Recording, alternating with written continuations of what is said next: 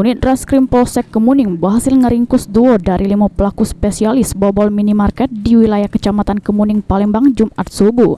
Tersangkanya ialah Gusti Hermawan, 22 tahun, Samo Romi, 21 tahun. Keduanya warga Sekip Bendung, Kecamatan Kemuning.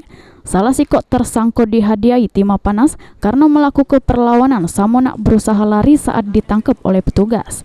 Dari tangan tersangka, petugas berhasil ngaman ke barang bukti 2 motor matic warna biru dengan nopol BG 5477 AAE, sama motor matic warna kuning dengan nopol BG 4843 AAW. Selain itu, ada jaket warna hitam, pukul, obeng, pahat besi, serta tata. Menurut Kapolsek Kemuning, AKP Heri, ngatuke modus tersangka dengan cara nyongkel pintu sama jendela, mati ke listriknya biar tidak terekam CCTV minimarket.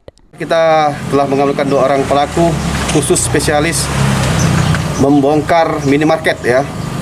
Jadi mereka melakukan dengan cara merusak dengan cara mencongkel atau membuka pintu dan jendela dengan menggunakan alat baik itu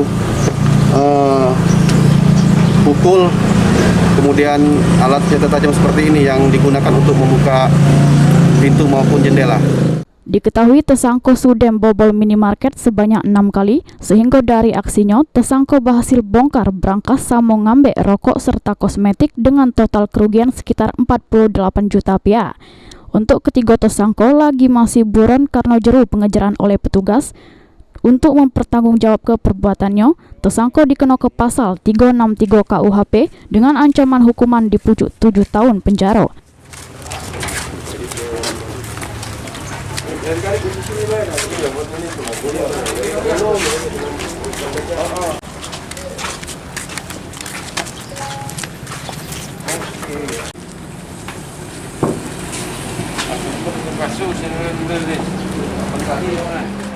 Mulyadi, PAL TV.